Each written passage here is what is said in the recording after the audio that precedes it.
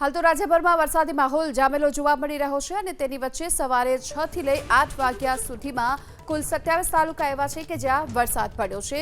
2 કલાકમાં વાપીમાં 4.13 ઇંચ વરસાદ ખાબકી ચૂક્યો છે। આ સાથે જ 4.13 ઇંચ વરસાદથી વાપી જળબંબાકાર થઈ ચૂક્યું છે। વલસાડના ઉમરગામમાં 1.73 ઇંચ વરસાદ ખાબકી ચૂક્યો છે। અહીં પણ પોણા 2 ઇંચ વરસાદથી જોવા મળી રહી છે જળબંબાકારની સ્થિતિ।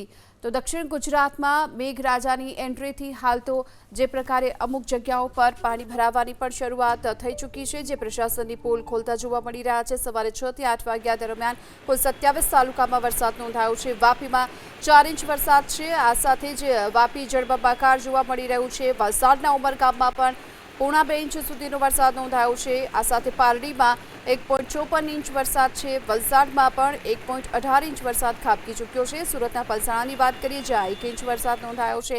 હાસોટ બારડોલીમાં પણ અડધો ઇંચ સુધીનો વરસાદ અત્યાર સુધીમાં નોંધાઈ ચૂક્યો છે। તો 2 કલાકમાં આ જે 27 તાલુકામાં વરસાદ નોંધાયો છે તેના આંકડા અમે આપને દેખાડી રહ્યા છીએ।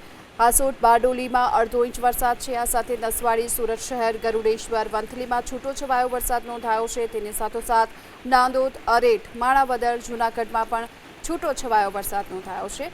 તો રાજ્યમાં 2 કલાકમાં કુલ 27 તાલુકામાં વરસાદ, સૌથી વધુ વરસાદ છે વાપીમાં।